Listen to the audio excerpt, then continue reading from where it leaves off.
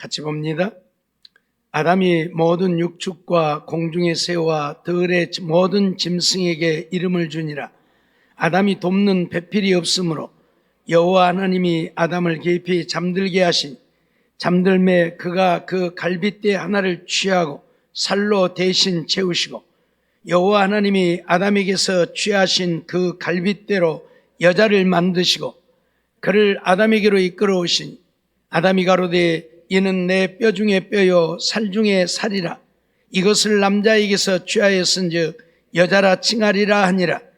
이러므로 남자가 부모를 떠나 그 아내와 연합하여 둘이 한 몸을 이룰지로다. 아멘. 오늘 저녁에는 결혼의 특성과 성경시대의 결혼에 대해서 좀 살펴보려고 합니다. 결혼의 특성을 좀 살펴보면 한 세 가지로 살펴볼 수 있는데, 먼저는 하나님이 제정하신 제도이지요.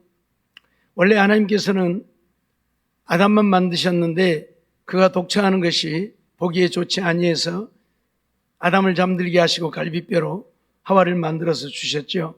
오늘 본문 22절 보면 여호와 하나님이 아담에게서 취하신 그 갈빗대로 여자를 만드시고 그를 아담에게로 이끌어 오셨다고 말씀을 하지요. 하나님께서 아담만 만드셨는데 홀로 생활하는 것이 보기에 좋지 않아서 아담의 갈빗뼈로 하와를 만들어서 하와를 아담에게로 이끌어 오셨다, 그렇게 말씀을 하고 있습니다. 그래서 이제 아담과 하와 둘이 한 몸이 되어 가정을 이루게 하셨죠. 그러니 이 가정, 결혼 제도는 하나님이 만드신 것이지요. 창세기 1장 27절로 28절 말씀 보면 하나님이 자기 형상 곧 하나님의 형상대로 사람을 창조하시되 남자와 여자를 창조하시고, 창세기 1장에 보면 하나님이 남자와 여자를 창조하셨다. 하나님의 계획 속에 원래 있는 것이지요. 하나님이 그들에게 복을 주시며 그들에게 이르시되 생육하고 번성하여 땅에 충만하라. 아담과 하와로 하여금 생육하고 번성해서 땅에 충만하라고 말씀을 하시죠. 그러기 위해서 가정을 이루신 것입니다. 그리고 창세기 17장 18절로 19절 말씀 보면 아브라함이 이에 하나님께 구하되 이스마엘이나 하나님 앞에 살기를 원하나이다. 하나님이 가라사대 아니라 내 아내 사라가 정녕 내게 아들을 낳으리니 너는 그 이름을 이삭이라. 내가 그와 내 언약을 세우리니 그의 후손에게 영원한 언약이 되리라. 이스마엘에게 이르는 내가 네 말을 들었나니 내가 그에게 복을 주어 생육이 중다하여 그로 크게 번성케 할지라. 그가 12방백을 낳으리. 내가 그로 큰 나라가 되게 하려니와 내 언약은 내가 명년 이 기한에 사라가 내게 낳을 이삭과 세우리라. 그렇게 말씀하시는 것을 보게 되어집니다.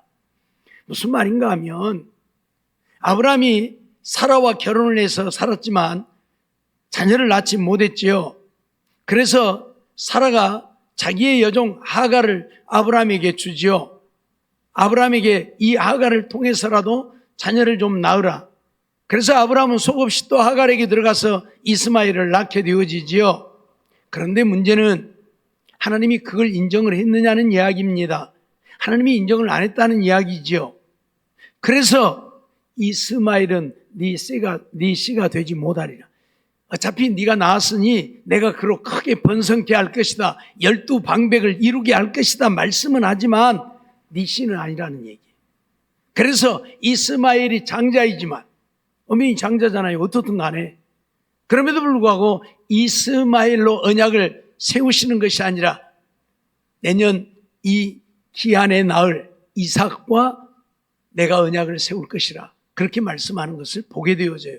그러니까 아브라함의 본처는 사라고 하갈은 후처라고 해야 될까요? 첩이라고 해야 될까요? 뭐라고 해야 될까요? 하나님이 인정하시지 않는다는 이야기예요. 아브라함이 자기가 좋아서 취해서 이스마엘을 낳았지만 하나님이 인정하지 않는다는 얘기예요. 태어났으니까 내가 그에게도 복을 주어서 큰 민족을 이루고 12방백을 이루게 하겠다고 약속하면서도 그는 네 뒤를 잇지 못할 것이라 그 말이에요. 그리고 하나님이 허락하신, 아브라함에게 허락하신 사라에게서 난 자로 말미암아 하나님이 언약을 세우고 이삭으로 말미암아 천하 만민이 복을 누리게 하겠다고 하나님이 약속을 하시는 거예요. 그러니까 성경에 보면 많은 여인들을 거느리고 사는 그런 경우들이 있는 것을 보게 되는데, 하나님이 정해주신 처음 사람이 아니면 나머지는 다 인정하지 않는다 그 말이에요. 그러니까 가정은 하나님이 세우셨고, 가정을 세울 때에는 아담과 하와 1대1로 가정을 이루게 하셨지 1대2, 1대3 그렇게 가정을 세우게 하지 아니했다 그 말이에요. 사람들이 자기들이 좋아서 두 여자 세 여자 거느리고 두 남자 세 남자 거느리는 것이지 하나님의 세우신 제도는 아니라 그 말이에요. 하나님이 세우신 제도는 한 남자와 한 여자가 한 가정을 이루는 것을 하나님은 원하셨고 그것만을 인정하신다 그 말이에요. 나중에 보면 이제 그런 말씀이 나옵니다마는 두 아내가 있을 때에 사랑하는 아내와 미워하는 아내가 있는데 미워하는 아내가 먼저 자식을 낳아서 그가 장자예요. 그런데 여기는 미워하는 아내니까 사랑하는 아내가 나중에 자식을 낳으면 너는 미워하는 아내의 자식이니까 너는 장자가 될 수 없어. 그리고 사랑하는 자가 낳은 아들을 장자로 세우는 일을 못하게 합니다. 그런 말씀도 나와요. 그건 불의를 인정한다는 이야기잖아요. 그러니까 사랑하는 자와 미워하는 자가 있어도 미워하는 자가 먼저 자식을 낳았으면 그를 장자로 세워야지 미워하는 자의 아들이라고 해서 장자로 안 세우고 사랑하는 자의 아들이라고 장자로 세우면 안 된다고 말씀을 하시는 내용도 나와요. 나중에 가서 말씀을 드리도록 하고요. 어떻든 하나님이 원하시는 것은 하나님이 가정을 세울 때에 남자와 여자 1대1로 가정을 이루셨다고 하는 사실을 우리는 잊어버리면 안 된다 그런 말씀이 있죠. 이 결혼제도는 이 땅에서만 존재하는 제도입니다. 우리가 가끔 그런 얘기 하죠. 아이고 하나님 나라 가서 또 만나서 같이 살 건데 뭘 걱정해, 막 그런 얘기도 하죠. 아이고 하나님 나라 가면 다 또 만나서 같이 누가 누구하고 같이 살아요? 누구하고 같이 살아요? 그냥 다 하나님의 자녀로 사는 거지 누가 누구하고 같이 사는 게 아니에요. 무슨 말인지 이해가 돼요? 마태복음 22장 29절로 30절 보면 예수님이 그런 말씀을 하시죠. 예수께서 대답하여 가라사대 너희가 성경도 하나님의 능력도 알지 못하는 거로 오해하였도다. 부활 때에는 장가도 아니가고 시집도 아니가고 하늘의 천사들과 같으니라. 어떤 율법사들이 예수님께 와서 그런 질문을 해요. 어떤 아들이 7형제가 있는데 큰아들이 장가를 갔는데 아들을 못 낳고 죽었어요. 그러니까 둘째가 그 여인에게 또 장가 들었어요. 둘째도 자식을 못 낳고 또 죽었어요. 유대인들은 계대 결혼법이라고 해서 큰아들이 장가 가가지고 자식을 못 낳고 죽으면 둘째가 그 부인에게 장가를 또 듭니다. 그래서 자식을 낳아서 형의 뒤를 잇게 해요. 그게 계대 결혼법이라는데, 그래서 둘째도 셋째도 넷째로 다섯째 여섯째까지 아들을 못 낳고 죽고 일곱째가 그 여인하고 또 결혼을 했는데 일곱째도 자식을 못 낳고 7명의 형제가 다 죽었다. 그러면 이 여인은 7명의 남자하고 살았잖아요. 그러니까 하나님 나라 가서는 누구의 아내로 살아야 됩니까? 하고 물어본 거예요. 그러잖아요, 당연히. 첫째의 아내로 살 것인지, 둘째의 아내로, 마지막에 살았던 막내의 아내로 살 것인지. 그래서 예수님이 하신 말씀이에요. 너희가 성경도 하나님의 능력도 알지 못해서 오해했다. 부활 때에는 시집도 가지 않고 장가도 가지 않는다. 결혼 제도는 이 땅에서만 있는 거예요. 이 세상에 살 때만 내 아내고 내 남편이고 내 자식이고 내 부모이지 이 세상 떠나면 아무 상관이 없어요. 알았습니까? 하나님 나라에 가면 똑같은 하나님의 자녀들로 형제들로 그렇게 사는 것이지 저거 우리 마누라네, 저거 우리 남편이네, 저거 우리 아들이네 아니라는 얘기예요. 무슨 말인지 알겠죠? 그래서 결혼제도는 이 세상에만 존재하는 제도입니다. 세 번째로 부모를 떠나 아내와 결합하라고 하는 말씀이지요. 오늘날 결혼하는 자들의 문제가 뭐냐면 부모를 떠나지 못한다는 이야기예요. 아들도 부모를 못 떠나고 딸도 부모를 못 떠나고, 옛날에는 딸은 그래도 부모를 떠났어요. 그러죠. 시집가면 끝이니까. 딸은 시집가면 끝이었어요, 옛날에는. 그래서 부모를 떠났지만 아들은 부모를 못 떠나요. 그래서 부모가 하라는 대로 해야 되고, 부모 밑에서 부모 지시를 받고 지도를 받고 부모의 뒷바라지를 하면서 그렇게 살았어요. 근데 하나님이 원래 가정의 제도를 만드실 때에는 부모를 떠나, 그 말이에요. 왜 부모를 떠나야 됩니까? 독립된 생활을 하라는 이야기예요. 부모에게 의지하지 말고, 부모의 그늘에서 부모를 벗어나지 못하고, 부모 하라는 대로 하지 말고. 보세요. 한 남자와 한 여자가 만나서 가정을 이루게 되는데, 이 남자가 부모를 못 떠나면 이 남자는 부모의 지시를 받을 거 아닙니까? 그러면 부부간의 관계가 원만하지 못한 거예요. 딸도 마찬가지. 부모를 떠나야 되는데 못 떠나고 부모의 지도를 받으면 가정이 원만한 관계를 이룰 수가 없어요. 왜? 자꾸 친정에서 하라는 대로 하니까 남편이 생각할 때 이건 뭐야? 자꾸 시댁에서 하라는 대로 안 하니까 여자가 생각할 때 이건 뭐야? 그러잖아요. 그래서 원만한 가정을 이룰 수 없어요. 그래서 하나님은 가정을 이룰 때에는 부모를 반드시 떠나라고. 그래서 성인이 되어서 가정을 이루어야 하고, 성인이 되어서 가정을 이루었다면 이제 자기가 가장이니 가정을 책임져야 되는 거예요. 부모에게 의지하지 말. 그런데 요즘 자식들이 그럽니까?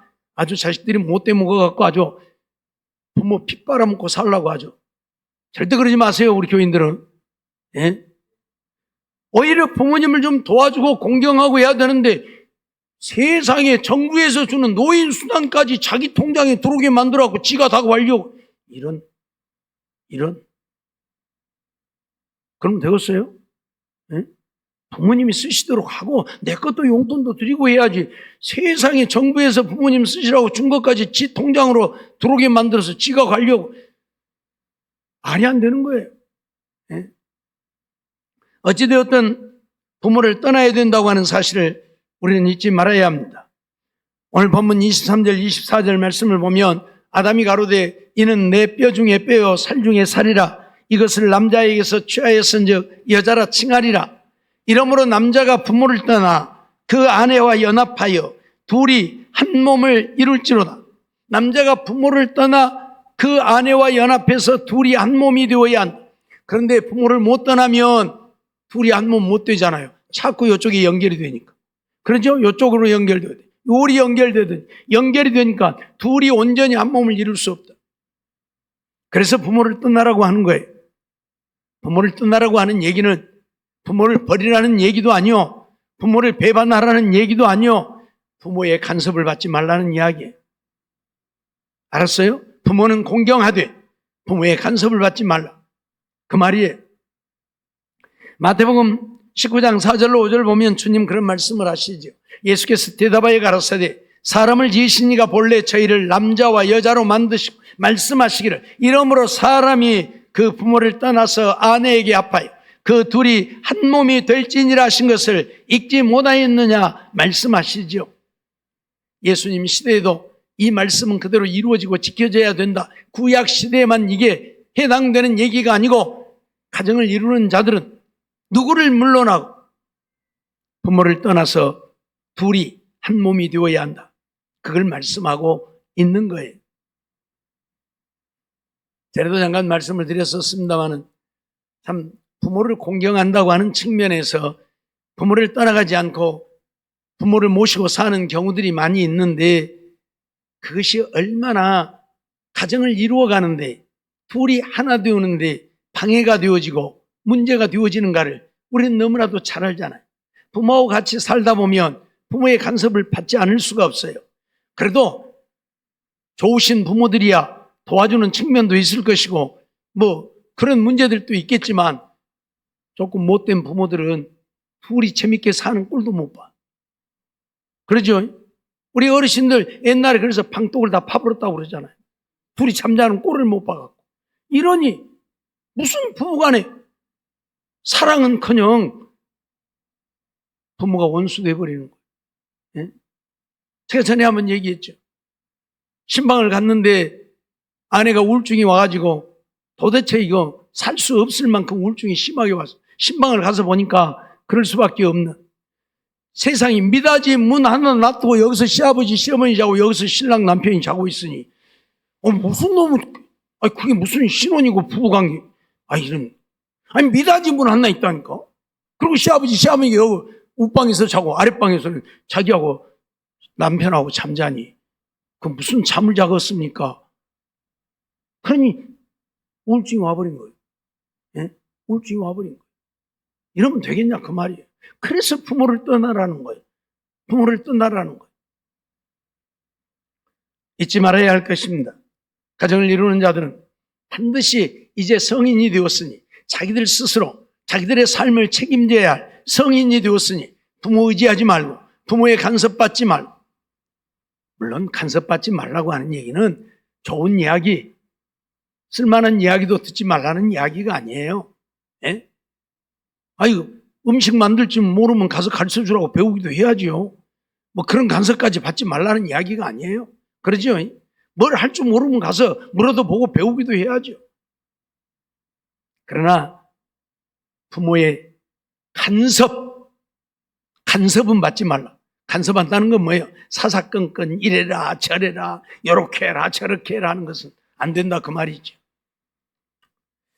성경시대의 결혼을 좀 우리가 살펴보면 바벨론 포로 이전과 포로 이후 시대로 나누어지는데, 이스라엘 백성들이 바벨론 포로로 붙잡혀가기 이전 시대는 이 족장 시대라고 우리가 처음은 말할 수 있는데, 아브라함부터 시작해서 그 족장들, 자기의 족속의 족장이라 그래요. 그들은 친족 결혼을 했었지요. 어쩔 수가 없죠 그때는. 왜? 사람이 없잖아요. 그러니까 친족 결혼을 하는 거예요. 또 이방인하고 결혼해서는 안 되니까 종족 보존을 위해서 자기 친족과 결혼을 하게 되는 것이죠. 창세기 20장 11절로 12절 말씀을 보면, 아브라함이 가로되 이곳에서는 하나님을 두려워함이 없으니 내 아내를 인하여 사람이 나를 죽일까 생각하였으며, 또 그는 실로 나의 이복 누이로서 내 처가 되었음이니라. 아브라함의 아내 사레는 아브라함의 이복 누이입니다. 배다른 누이예요. 배다른 누이. 아버지는 같고 어머니가 다른 이복 누이를 아내로 맞이했어요. 사라는 아브라함이 이복 누이예요. 그렇게 친족이 같이 결혼을 했었어요. 족장시대. 이삭도 마찬가지이죠. 창세기 24장 47절로 48절 보면, 내가 그에게 묻기를 네가 네 딸이뇨 한즉 가로되 밀가가 나홀에게 낳은 부두엘의 딸이라 하기로, 내가 고리를 그 코에 꿰고 손목걸이를 그 손에 끼우고 나의 주인 아브라함의 하나님 여호와께서 나를 바른 길로 인도하사 나의 주인의 동생의 딸을 그 아들을 위하여 택하게 하셨으므로 내가 머리를 숙여 그에게 경배하고 찬송하였나이다 라고 말하죠. 아브라함이 아들 이삭을 위해서 아내를 택하라고 엘리에셀을 보내게 되는데 자기 고향으로 보내지요. 고향. 그래서 여기 보니까 물 길러 오는 그 아가씨가 있는데, 엘리에셀이 아가씨에게 너는 네 딸이냐고 물어봤더니 그가 하는 이야기야. 밀가가 나홀에게 낳은 부두엘의 딸이다. 나홀이 누굽니까? 아브라함의 동생이에요. 아브라함의 동생. 그 아브라함의 동생 나홀이 낳은 부두엘.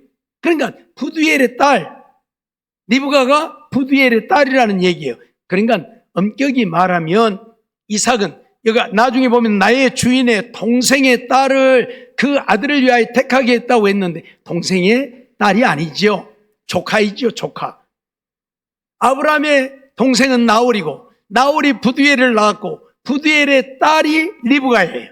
그러니까 리브가는 이삭하고는 조카가 되는 거예요. 동생이 아니고. 그런데 여기에 이제 말씀에 그냥 주인의 동생의 딸을 그렇게 표현했는데 조카를 아내로 맞이한 겁니다. 이렇게 친족이 결혼을 했어요. 야곱도 마찬가지죠. 창세기 29장 21절로 23절 보면 야곱이 나반에게 이르되 내 기한이 찼으니 내 아내를 내게 주소서. 내가 그에게 들어가겠나이다. 라반이 그곳 사람을 다 모아 잔치하고 저녁에 그 딸 레아를 야곱에게로 데려가며 야곱이 그에게로 들어가니라. 형 에서를 속이고 아버지를 속이고 형이 받아야 할 축복을 자기가 받았고, 그래서 형 에서가 야곱을 죽이려 한다는 사실을 알고 리브가가 야곱을 피난시키죠. 야곱아, 야곱아, 너 외삼촌 집에 좀 가서 있어. 너 그 형의 노가 풀리면 내가 부를 테니까. 그래서 야곱이 외삼촌 라반의 집에 가게 됩니다. 리브가 라반 자매가 아니잖아요. 그 외삼촌 집에를 가게 되어졌는데, 가서 보니까 라반이 낳은 딸, 두 딸이 있는데 레아하고 라헬. 근데 라헬이 너무 이쁘잖아요. 그래서 라헬을 얻고자 해서 외삼촌에게 7년 동안 봉사를 했고, 7년 봉사가 끝나고 나니까 이제 외삼촌한테 요구를 하는 거예요. 내 기한이 찼으니 내 아내를 내게 주소서. 내가 그에게 들어가겠습니다. 그래서 라반이 잔치를 벌이고 그 밤에 데려간 것은 동생 라헬이 아니라 레아를 들여보냈다. 지금 같으면 있을 수 없는 일이겠지만 옛날에는 가능해요. 왜? 저녁에 불 다 꺼버리고 캄캄한데 누가 누군지 여쭈고 하라. 그러니까 라반이 가만히 레아를 들여 밀어버리고, 레아는 또 그 아버지가 그러라니까 또 들어가서, 그래서 아침에 야곱이 일어나서 보니까 라헬이 아니라 레아예요. 그래서 야곱이 외삼촌 지금 뭐 하는 것입니까? 내가 라헬을 위해서 7년을 봉사했지 언제 저 못생긴 레아를 달라고 했습니까? 그랬더니 라반이 뭐라고 그래요? 알았다. 우리 고장에서는 큰딸보다 작은 딸을 먼저 시집 보내는 일이 없다. 그래서 큰딸을 먼저 주었으니까 네가 일주일만 기다려라. 그럼 내가 라헬도 너에게 주겠다. 그래서 야곱은 언급결에 두 여인을 거느리게 되죠. 네. 그래서 또 7년을 봉사하게 되어지는, 어떻든 간에 레아도 아내를 얻었으니까 또 레아를 위해서도 7년 봉사해야 되겠죠. 라헬을 위해서는 7년 했으니까. 그래서 14년을 봉사를 하게 되어져요. 그리고 두 아내를 얻어요. 그러니까 누구하고? 사촌이잖아요. 외삼촌의 딸들이니까. 그들을 아내로 맞이해요, 야곱. 이렇게 족장 시대에는 근친 결혼을 하게 되어집니다. 왜냐하면 사람도 없고 그렇기 때문에 어쩔 수 없이 근친 결혼을 할 수밖에 없는 것이죠. 거슬러 올라가면 아담과 하와에게서 낳은 자녀들은 다 자기 형제들하고 결혼했잖아요. 자기 자매들하고. 그럴 수밖에 없잖아요. 누가 없으니까. 그리고 이제 율법 시대, 이제 이스라엘 백성들이 애굽에 가서 어마어마하게 수가 불어나죠.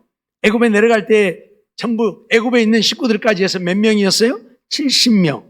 근데 애굽에서 나올 때에 430년이 지나고 난 후에 나올 때에는 남자 장정만 20세 이상으로 60세까지, 20세 이하 60세 이상 다 빼고 20세로부터 60세까지 남자 장정만 얼마요? 63만 5,500명. 어마어마한 이스라엘 민족이 되어졌죠. 그러니까 남자 장정만 그렇게 되니까 어린아이들, 위에 어른들, 여자들 다 포함하면 뭐 한 200만 명 된다고 보니까 그 시대에는 이제 사람들이 어마어마하게 많아졌잖아요. 그래서 근친 결혼을 금합니다. 율법 시대, 하나님이 시내산에서 율법을 주신 이후에 그들에게 근친 결혼을 못하도록 금하지요. 레위기 18장 6절과 9절을 보면 너희는 골육지친을 가까이 하여 그 하체를 범하지 말라고 말하지. 그러면서 너는 내 자매, 곧 내 아비의 딸이나 내 어미의 딸이나 집에서나 타처에서 출생하였음을 물론하고 그들의 하체를 범지 말라. 그렇게 말하죠. 그러니까 자매라고 표현을 했는데 아비의 딸이나 어미의 딸이라고 그랬어요. 그러면 아버지가 자기 아버지가 아니라는 이야기예요. 자기 아버지가 아닌 아버지. 그러니까 자기 어머니하고 살았던 아버지는 뭐 죽었던지 없고 엄마가 다른 남자를 얻어들였는데 그 아버지를 말하는 거예요. 그 아비의 딸. 또 어미의 딸 그러면 자기를 낳은 어머니는 죽었는지 없어졌는지 없고 다른 여자를 얻었는데 그 여자가 낳은 딸. 그걸 어미의 딸이라고 그래요.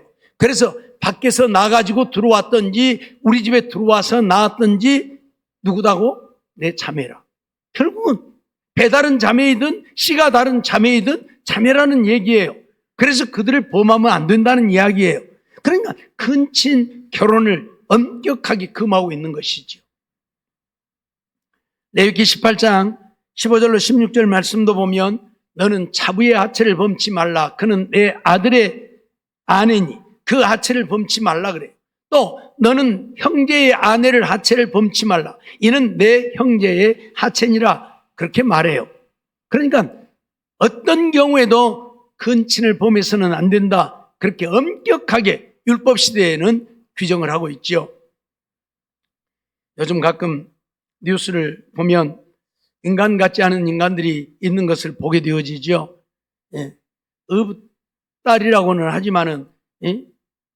그래도 자기 딸인데 이유를 불문하고 그 딸들을 아주 몇 년 동안 성폭행을 하는 남자들이 있는가 하면 그래도 딸도 아닌 자기 친딸을 그렇게 하는 사람들도 있고, 세상에 친딸을 어려서부터서 성인이 될 때까지 성폭행을 했던 아버지가 결국 이 딸이 견디다 못하고 자살을 했어요.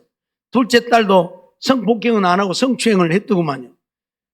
그래서 이 딸이 자살을 했는데 어떻게 해서든지 이 사람을 엮어 넣으려고 하는데 너무 늦어갖고 공소시효가 7년이래요. 7년이 넘어버렸어요. 그래서 구속영장을 신청해도 기각이 되어버리고 구속을 못했는데 이 여형사가, 그 성폭행 전담 여형사가 저런 인간은 어떻게 해서든 반드시 구속을 시켜야 되겠다고 생각을 하고 조사를 하고 하다 보니까 이 딸이 정신병원에 다닌 기록이 있어요. 그래서 그것을 가지고 폭행죄로 정신병에 걸릴 정도로 그것도 폭행에 해당이 되더만요. 그래서 성폭행이 아니라 폭행죄로 고소를, 폭행죄는 10년이더라고요. 그래서 구속영장이 떨어져 갖고 8년 징역형을 받았어요. 엄마하고 이 둘째 딸이 너무너무 좋아서 이제 막 일도 하고, 이 둘째 딸은 나는 이제 경찰관이 되란다고, 그러고 그래서 경찰들이 막 책도 갖다 주고 도와도 주고 그랬는데 몇 년이 지난 후에 비보가 들렸는데 엄마하고 딸이 동시에 자살을 했다는 비보를 받게 되어진 거예요. 아마 그 아버지가 8년 징역형을 다 살고 나올 때가 되어지니까 못 견딘 것 같아요. 자기들을 또 찾아서 또 그런 일들을 벌이지 않겠는가 하고 못 견디고 자살을 한 것 같은데 말이 안 되잖아요. 있을 수도 없는. 그건 짐승만 또 못하고 개만 또 못한 인간이에요. 진짜 개만 또 못한 인간이에요. 진돗개들은요, 자기 형제들끼리 절대 교미를 안 해요. 교미를 안 해요. 옛날에 무안에 있는 목사님이 개를 한 마리 줘서, 진돗개 한 마리 줘서 우리 집 한 마리 가져오고 저 샬롬교회 목사님이 한 마리 가져갔는데 나는 순놈을 가져오고 그거는 암놈을 가져갔는데 그 목사님이 개가 술을 냈다고 내가 가져온 줄 아니까 목사님 개 빌려주라고, 그러라고 줬어요. 3일이 지나 전화가 왔고, 아니 목사님 분명히 술은 냈는데 이것들이 어째 까딱을 안 한다고 그래. 그래서 왜 그런데요? 그랬죠. 그랬더니 그래서 이상해서 그 개 준 목사님한테 전화를 했더니 죽는다고 웃어요. 그래서 아니 왜 웃어요? 그랬더니 에이 그런 것도 몰랐냐고. 진돗개들은 절대 자기 형제 자매끼리는 교미 안 한대요. 개들도 그럴란지거나 세상에 사람이 되어가지고 자기 딸을 그렇게 하는 인간은 그건 개만 또 개가 아니라 개새끼만 또 못한 거예요. 진짜 그러잖아요. 있을 수 없는, 하나님은처럼 철저하게 근친을 금하고 있는데 이런 일들을 저지르는 정말 인간 같지 않은 인간들이 있으면 안 된다는 이야기이죠. 그런가 하면 사사시대에는 중혼이 인정되어지기도 했습니다. 사사시대는 사실 어떻게 보면 굉장히 신앙적으로 문란했다, 그렇게 볼 수 있잖아요. 사사를 세워주면 그때는 조금 하나님 섬기다가 사사가 죽고 나면 또 하나님 버리고 우상 섬기고 지멋대로, 그러다 이웃나라에게 망하면 그때는 또 살려달라고 하나님 찾고, 그래 또 사사를 세워주면 그때는 또 하나님 섬기는 척 하다가 또 사사가 죽고 나면 하나님 배반하고 떠나서 우상 섬기고, 그런 시대였어요. 그래서 이 중혼이 인정되어지는 것처럼 여겨집니다. 이건 공식적으로 중혼을 인정했다는 것은 아니고 그 시대가 중혼을 인정했다, 그런 이야기예요. 신명기 21장 15절 17절 말씀 보면 아까 말씀드렸던 것처럼 어떤 사람이 두 아내를 두었는데 하나는 사랑을 받고 하나는 미움을 받다가 그 사랑을 받는 자와 미움을 받는 자가 둘 다 아들을 낳았다 하자. 그 미움을 받는 자의 소생이 장자여든 자기의 소유를 그 아들에게 기업으로 나누는 날에 그 사랑을 받는 자의 아들로 장자를 삼아 참 장자 곧 미움을 받는 자의 아들보다 앞세우지 말고 반드시 그 미움을 받는 자의 아들을 장자로 인정하여 자기의 소유에서 그에게 두목을 줄 것이니 라고 말씀을 해요. 왜? 그는 자기의 기력의 시작이라 장자의 권리가 그에게 있음이라 그렇게 말씀을 해요. 이런 말씀을 보면 아내가 둘인데 둘을 다 인정하는 것처럼 여겨지기도 하지요. 근데 우리가 기억해야 될 것은 예수님 시대에도 그런 이야기가 나오지요. 율법에는 아내에게 이혼서를 주어서 내버리라고 했는데 그래도 되느냐? 그런 묻는 이야기가 나오죠. 그래서 예수님이 뭐라고 그래요? 너희의 악함을 인하여 이혼서를 주어서 내버리라고 했지만 그래서는 안 된다고. 결코 그럴 수 없다고 주님 말씀하시지요. 간음한 외에는 아내를 버려서는 안 된다. 그렇게 선언을 하지요. 그러니까 이런 말씀도 두 여인을 인정한다는 이야기가 아니에요. 어차피 두 여인을 거느리고 살면서 아들을 낳았는데 미워하는 자가 장자를 낳고 사랑하는 자가 차자를 낳았는데 미우니까 장자로 안 하고 사랑하는 자의 차자를 장자로 세워서 그에게 두 몫을 주는 것은 있을 수 없다는 걸 이야기하는 것이지 아내를 둘 거느리고 살아도 된다는 이야기가 아니에요. 그러나 사람들은 이런 말씀들을 자기들에게 편리하게 해석해 가지고 두 여인 거느리고 살아도 되는구나 그렇게 생각을 한 것이지요. 사실 아브라함도 보면 이제 사라와 이삭을 낳고 난 이후에 많은 여인들을 또 거느리게 되어지는 모습을 보게 되는데 하나님이 그걸 다 인정하시는 것은 아니죠. 그냥 자기 좋아서 여인들을 거느리게 되어짐이죠. 대단히 잘못되어진 것이지요. 그리고 바벨론 포로 이후 시대에는 바벨론인들은 일부 일처를 주장했습니다. 그런데 아수리인들은 일부 다처를 주장하고 살았다고 역사에 기록되어져 있고요. 탈무드 시대에 보면 일부 교부들은 금욕주의를 했습니다. 독신주의를 주장을 했지요. 그래서 교부들은 주로 결혼을 많이 하지 않았습니다. 거기에서부터 신부들도 결혼 안 하는 것들이 생겨났는데 그리고 대부분은 이제 결혼을 장려를 했죠. 그러나 방종과 음탕은 철저하게 배제를 했습니다. 그리고 납비의 율법에 보면 납비의 율법을 보면 적자와 서자를 동등으로 여겼습니다. 납비의 율법에서는 납비들은 적자든지 서자든지 똑같이 여겼다. 아까 신명기 21장에 말씀하신 그 말씀을 인용해 가지고 적자나 서자나 똑같이 인정을 해야 된다. 그렇게 인정을 했습니다. 과거에 우리나라는 서자들은 아예 사람 취급도 못 받았죠. 그런데 율법 시대에 이 율법사들은 적자나 서자를 똑같이 여겼죠.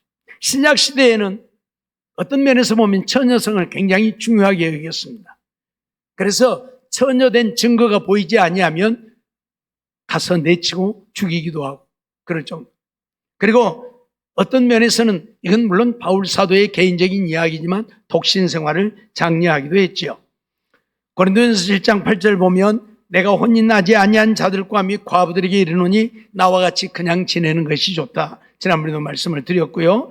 또 고린도전서 7장 25절 26절 보면 처녀에 대하여는 내가 주께 받은 계명이 없으되 주의 자비하심을 받아서 충성된 자가 되어 의견을 구하는 내 생각에는 이것이 좋으니 곧 임박한 환난을 인하여 사람이 그냥 지내는 것이 좋다. 지난번에 말씀을 드렸습니다. 그리고 음란 행위는 절대 불가하다고 선언을 하게 되어지죠. 마태복음 5장 27절 28절 보면 주님은 또 간음치 말라 했다는 것을 너희가 들었으나 나는 너희에게 이르노니 여자를 보고 음욕을 품는 자마다 마음에 이미 간음하였느니라고 선언을 할 정도로 음란한 행위들을 철저하게 금하셨습니다. 고린도전서 6장 18절에도 보면 음행을 피하라. 사람이 범하는 죄마다 몸 밖에 있거니와 음행하는 자는 자기 몸에게 죄를 범하느니라고 선언을 하지요. 그래서 철저하게 음행을 피하라고 선언하는 이러한 말씀들을 우리가 보게 되어집니다.